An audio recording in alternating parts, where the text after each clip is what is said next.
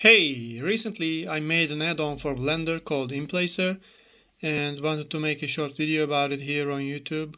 Maybe someone will come across this video and say, wow, that's exactly what I needed, right? Anyways, basically I wrote this add-on to speed up my workflow from Blender to Unreal Engine. I just didn't want to do the same thing again and again manually, so I decided to automate it using the Blender Python API.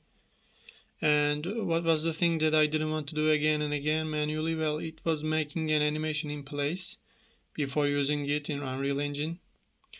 So here's the thing, if you want to use an animation in a game engine, let's say in Unreal Engine, the animation must be an in-place animation, right?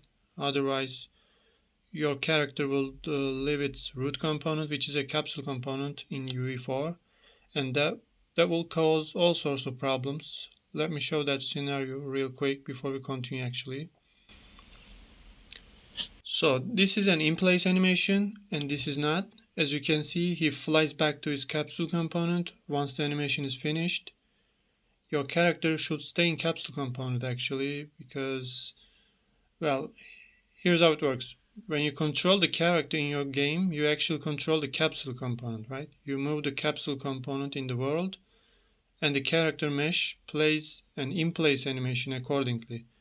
As a result, it looks like your character jumps forward for real, like here. That's the essence of it. That's why in-place animations are needed, right? Pretty simple.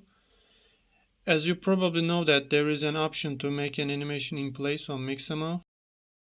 Let's see like a walking and let's look at the walking animation, for example.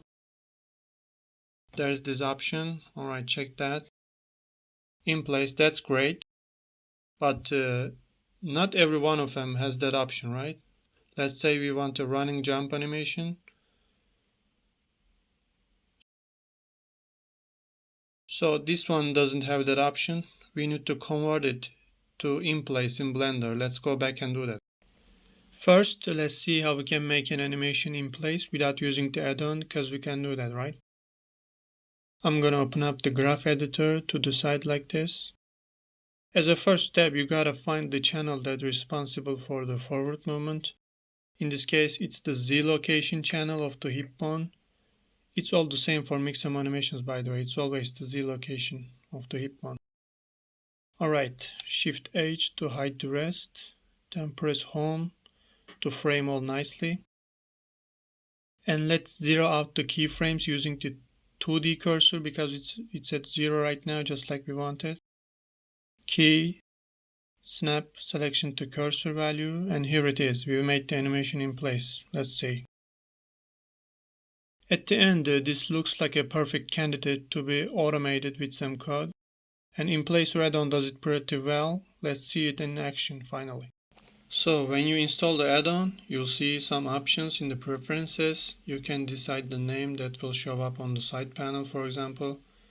The side panel is getting clustered pretty easily actually, so I made an option to choose if it should be added to the side panel or not.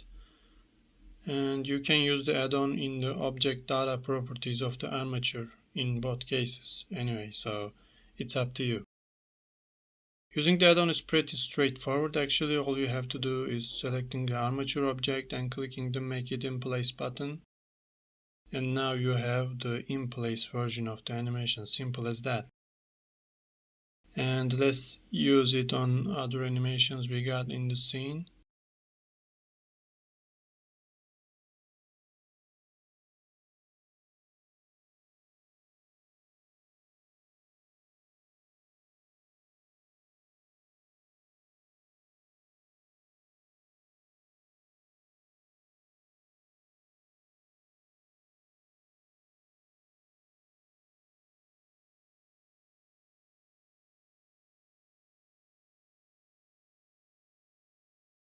Pretty good, right? Way faster, way easier, and the same result. So if you want to give it a try, I'll put the Gumroad link in the description. You can access the add-on there and get more detailed information about it. And if you think that you will be interested to see how I built this add-on, would like to watch a step-by-step tutorial about how to make an add-on like this, let me know in the comments. Other than that, if you have any questions regarding the add-on or anything else, Feel free to write a comment below also. And yeah, take care and have a nice day.